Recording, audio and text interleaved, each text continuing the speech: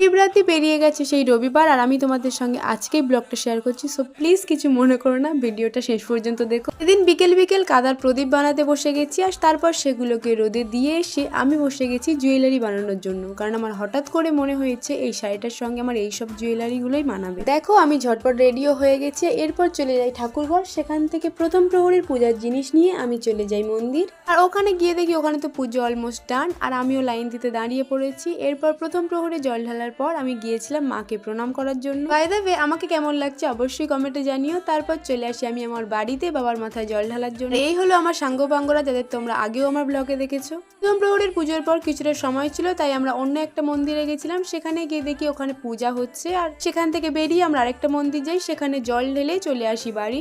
এরই মাঝে আমাদের দ্বিতীয় প্রহরে জল ঢালার সময় হয়ে যায়, আর আমি এখানে তারই ধূপবাতি দেখিয়ে নিচ্ছিলাম। মাঝে আর কোনো ক্লিপ নেওয়া হয়নি, একেবারে চলে এসেছি তৃতীয় প্রহরে। আর তৃতীয় প্রহরে জল দেওয়ার জন্য লাইন দিয়েছি আমরা, আর ওদিকে পাশেই কীর্তন হচ্ছিল। যেহেতু শিবরাত্রিতে রাত্রি জাগরণ করতে হয়, তাই আমাদের এখানের মহিলারা এই আয়োজনটা করেছিল। আর আমি আর আমার আরেকটা বান্ধবী চলে গেছিলাম কীর্তনে, যে মেয়েটি গাইবে তাকে ফুল ও মালা পরানোর জন্য। এরপরেই বসে গেছি কীর্তনটা শোনার জন্য। আর মাঝে কিছুটা সময় মন্দিরটা ফাঁকা পেয়েছিলাম, তাই আমি এখানে কয়েকটা ফটো আর ভিডিও নিয়ে নিচ্ছিলাম। তারপর আমি মায়ের সাথে বসে বসে দেখছিলাম কীর্তন। আর মাঝখানে তো একটু ঠান্ডা লাগছিল, তাই মা আমাকে চাদরটা এনে দিয়েছিল। আর চলো তোমাদের একটা ইন্টারেস্টিং জিনিস দেখাই। কীর্তনে না শেষের দিকে রাধারানীর বিয়েটা তুলে ধরা হয়েছিল, তাই এখানে দুটো বাচ্চা মেয়েদেরকে নিয়ে সেটাই দেখাচ্ছিল।